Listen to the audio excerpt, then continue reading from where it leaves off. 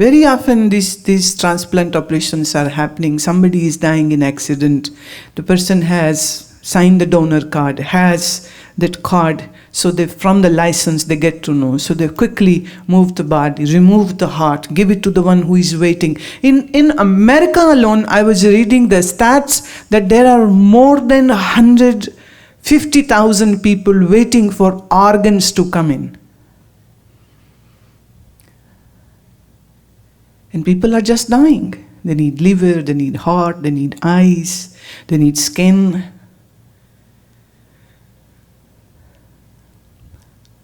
People say, oh, I am not going to donate my body. Did you manufacture it? You just got it.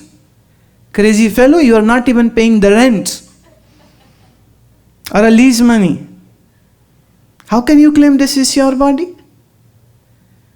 Say anybody born in any country, whether that person signs the document or doesn't sign the document, every family member should make sure if somebody dies in the family, call the hospital who can take out the needful organs which are fine and give it to somebody who needs it. But you are such a miser, greedy people. You don't give a dime when you are alive and you don't give your organs when you die. What a sick way to live and what a sick way to die. Somebody said, oh, if I give my eyes away, then in heaven how will I see the angels dancing? I cannot give my eyes. Well, if you burn the body, the eyes melt away and get burnt and turn into ash. If you bury a body, this same procedure will take months and years. But if you open up any grave, you might find a skull where the worms have half eaten the eyes, and they are still squirming in there. Your body is left here. Somebody said, no, when our graves will open, we'll all come out and meet God, and then we'll be judged. Somebody said, what will happen in heaven? He said, everybody will be praying. Because they have reached heaven because of praying. So everybody is praying, sitting under their trees. He said, what happens in hell? He said, I need a preview. Sample. The person had just died, it's a story.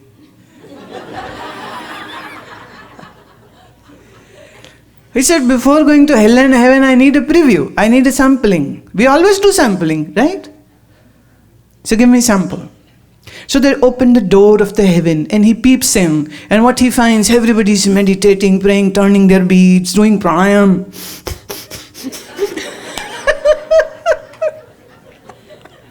The worst kind of pranayam. Then they open up the doors of the hell. What they see? The party is on.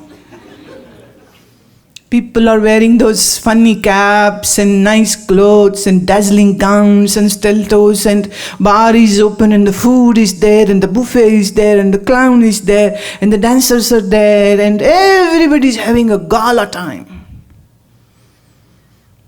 He said, what the heck? We are being made fool on our earth? Everybody says heaven has all the wonders, beauties and goodness, and it's all opposite. So the angel asked, where do you wish to go? He said, by God, don't you understand? Have some brains, put me there in hell. I'm going to have time, a wonderful time, put me there. So they said, okay, the gates are open. So he went in and the gates closed. And the angel said, once closed, they never open. He said, okay, who wants to come out? He turns away from the gates and looks in the hell, and the whole scene has changed. They are dangerous looking witches and bitches and ghosts and demons, and people are being fried like wontons, chopped. They are being tortured, lashed. He said, what is this? What was that? He said, that was our advertisement. This is the real product. That was just an advertisement.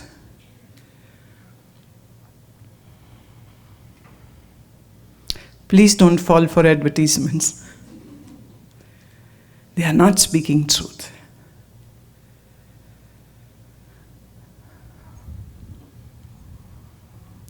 This body of yours is very gross, very elemental, is formed by elements.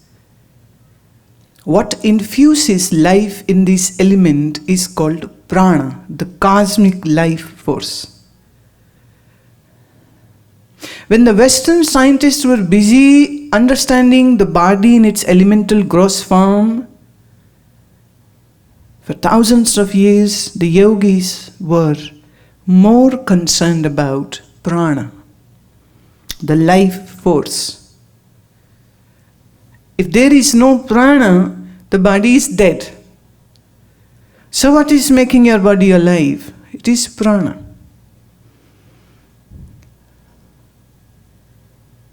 But we have no clue about it. One who investigates particle is called a scientist, and one who investigates the prana is called a rishi, a seer. Both are scientists. One is working on external, one is working in internal. One is working on the gross form, one is working on the subtle form. And not only subtle, the causal forms also. What causes these subtle forms? And then what causes this subtle to change into gross?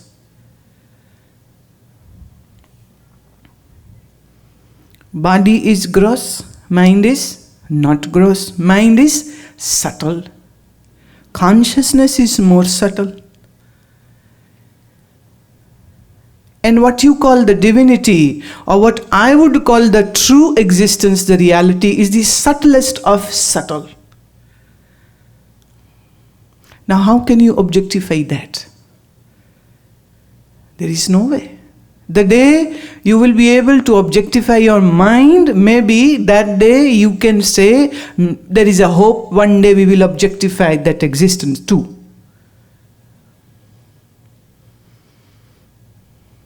You can measure the heartbeat, blood flow and all, but you cannot measure the prana.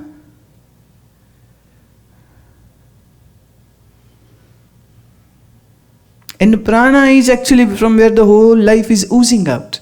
Whether it is in a flower, tree, a mountain, a river, a planet, a moon, a sun, a star, a bird, an insect.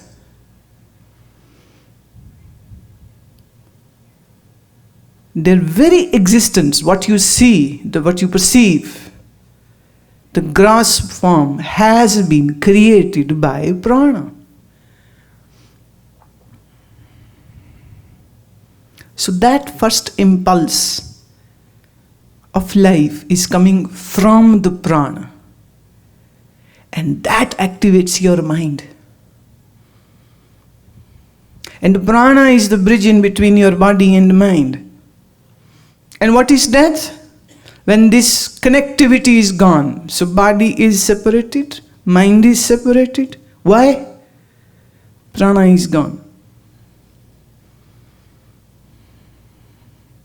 शरीर है, मन है. शरीर है और मन है.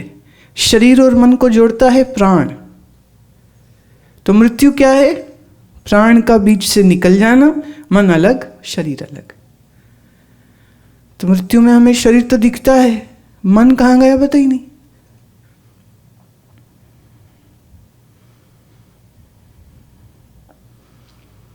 तो मन और शरीर को जोड़ता क्या है? प्राण. पर ना तो आप प्राण को आंखों से देख सकते हो, ना तो आप मन को आंखों से देख सकते हो. और मन के आधार में जो चैतन्य है, सच्चिदानंद है, तुम उसको आंखों से कैसे देखोगे?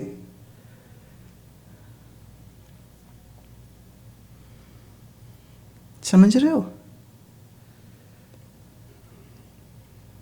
So when anybody says, I want to see God, it is a very naive statement. Doesn't know what God is. It is just like saying, I want to see my mind in my hands. Can you do that?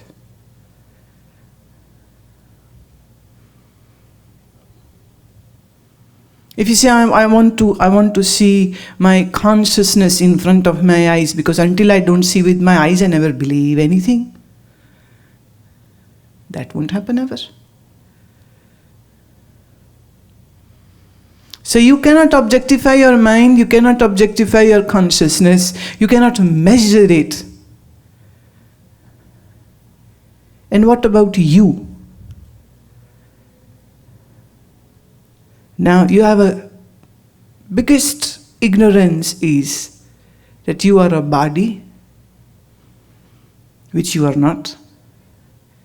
The other is you think you are this thinking mind. Socrates said, I am thinking, hence I am. And he is considered the greatest philosopher, the father of all Western philosophy. But this father couldn't understand what thinks is a mind and I am not a mind.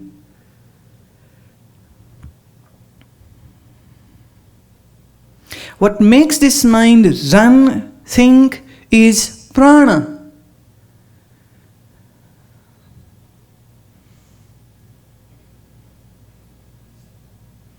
And the self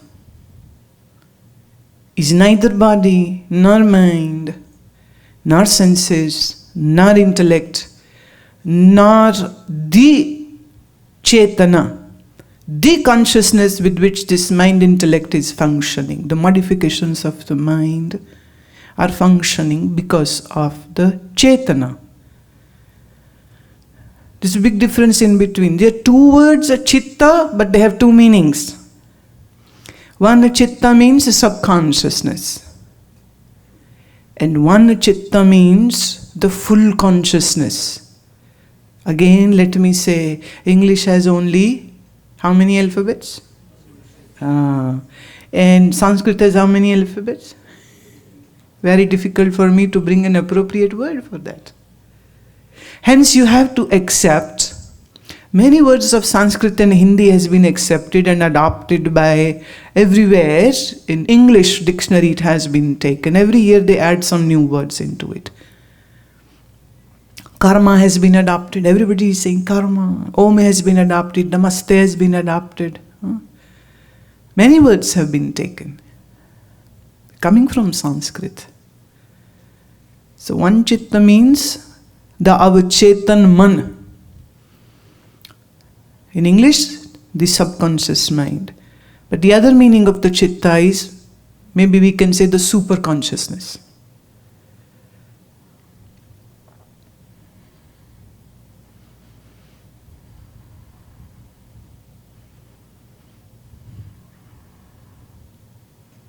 Why am I bringing this subject now is so that you understand the importance of doing pranayama. See, you can listen to me for 100 million hours, although it is not possible. Still, I am giving an exaggerated figure. But even with this all knowledge, you will still remain an ignoramus person.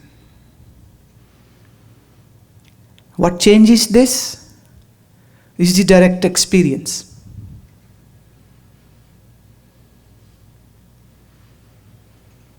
सुबह से लेकर रात तक आप सुनते रहिए सत्संग, लेकिन हजारों घंटे सुनने के बाद भी वो सुना हुआ काम नहीं आएगा, क्योंकि तुम भूल जाओगे।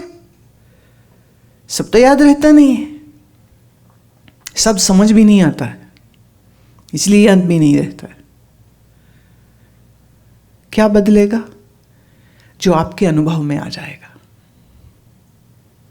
और हमारे अनुभव में कोई चीज तब आएगी जब हम अपने मन को जो बाहर भाग रहा था उसे हम बाहर भागने से रोक के अंदर की ओर ले जाना शुरू कर दें।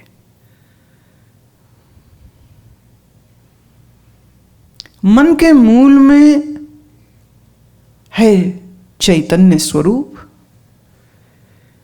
तो जितना मन शांत और एकाग्र होगा, उतना मन अपने मूल से जुड़ने लग जाएगा। जितना मूल से जुड़ने लग जाएगा, उतना सत्य का ज्ञान अनुभव से प्रकट होने लग जाएगा।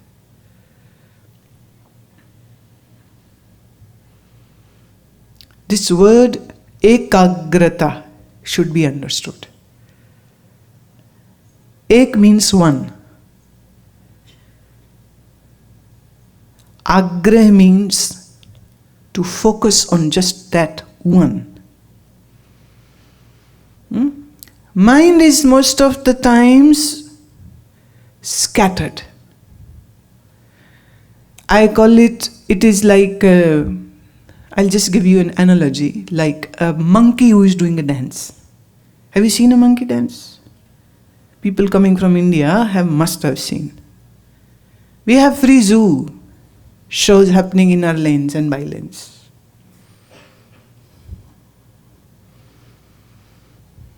Somebody would come with the monkey sitting on his shoulder, and then he would play his drum and collect the crowd and begin his show. We don't have anything called Las Vegas over there. Our every lane is a Las Vegas. We have all the shows happening over there. So the monkey will do the dance. Now let's say your mind is like but not a tied up monkey, not a slave monkey, but free monkey. Can you visualize that? Dancing around, jumping around, from one branch to another, from one tree to another, now on the ground, now on there, in the air, and now swinging. That is your mind, right? When you are home, you are thinking about me. Now you are here, now you are thinking about your home. When you were with the family, you were, we have to go to Florida, we'll go to Gurumaa. Oh, when will we go? When will we go? When will we go? Sometimes the family people get upset. What is this? Why are you talking all the time about? When you'll go, you'll go. But they sing a song. This is the worst habit of the mind, that wherever you are, it never stays. जहां आप रहते हो ना, मन वहां नहीं रहता. तो आप वो यहां छोड़ के वो कहीं और निकल जाता है. वो कहते बेटा यहां बैठ, मैं आया. आप घर में हो तो ध्यान सत्संग का आएगा. आप सत्संग में आए, ध्यान wherever you are, mind is not there. That is the habit of the mind. You are home, mind is thinking about workplace.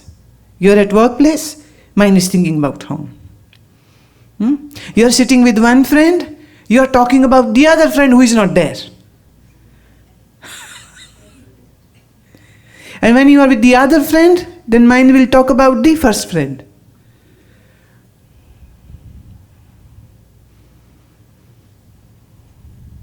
You are at the work, you think about, I have to do my meditation. When you sit in meditation, so much work is left. This is the bad habit of the mind as such. So, mind is a monkey who is jumping and dancing and prancing around. Now let's add some more masala into it. Masala is again an adopted word. And that is, this monkey has taken a big bottle of liquor, whiskey, he's drunk. So no sense in thinking.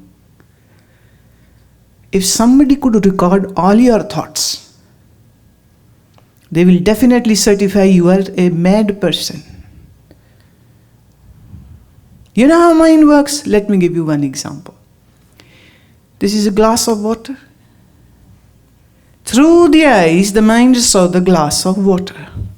Seeing the glass, It is reminded of an advertisement which you saw. Then a movie in which the hero was having this glass, but it had wine. And wine was nice color. What a red wine color. Oh, that red gown was so good, which I saw in the party. Party was good, but the people were really very bad. Crash party, not a good party. People these days are very crash. No sense at all. They don't know. In my times, people were so good. My country is so good. Why the hell I came to US?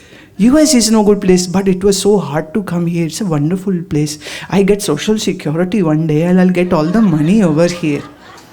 You saw just a glass. Where did mine go?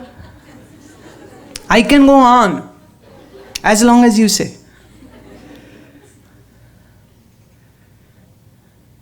Yesterday night I heard a story. I would like to tell you that. A Punjabi man went to Italy. Went into a restaurant. He was eating his pizza. And there was this beautiful blonde girl sitting. And their eyes met. And he smiled and she smiled. And then he wrote down on a napkin and asked the waiter to give it to that lady.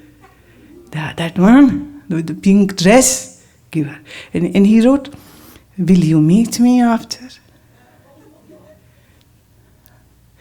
The lady took another napkin and then she pulled out her pen and wrote something, gave it to the waiter. Waiter gave it to this man. Now it was written in Italian language. He can't read. So he said, "Please, can you read it for me?" The waiter took the piece of paper, read it, looked at this man and slapped him hard. Yeah, why has he slapped me? Crazy fellow, why has he slapped me? He took that chit to another person. "Can you read this for me?" He read it, folded it, gave it back, kept it in his pocket and slapped him hard. He ran out of the restaurant. He said, "What the hell is written?" So he asked the passerby, "Sir, can you tell me what is this written?" He read it, folded it, placed in his pocket, slapped him. He met another person. He too read it, folded it, kept in a pocket, slapped him. Read it, kept in a pocket, slapped him. Read it, folded it, kept in his pocket, slapped him. He went crazy. What is happening? He said, "I'm not going to stay here. As such, my ship is leaving." He went into the ship. And then he just saw another Britisher. He said, "Well, he's not an Italian." So he gave chit to him. He said, "Do you know Italian?" He said, "A bit." He said, "Please, can you read it? Plus, don't hit me." I said, "Okay." So he opened, he read, he folded, gave him back, never said anything, went away.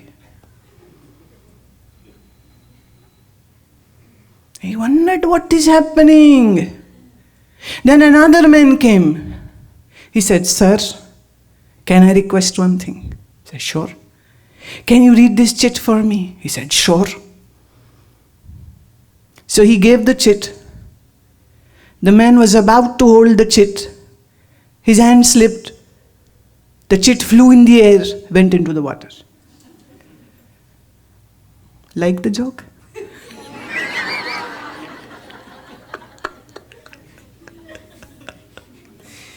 It's nonsense, right? Do you want to know what was written? Come close.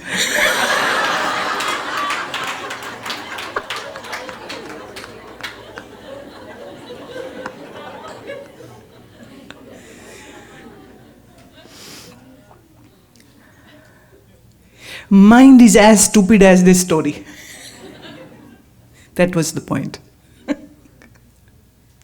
So from Rosie, I took you to Italy. From Italy to to prove just one point, that the mind is as stupid, senseless as this story. Why? Because mind is drunk.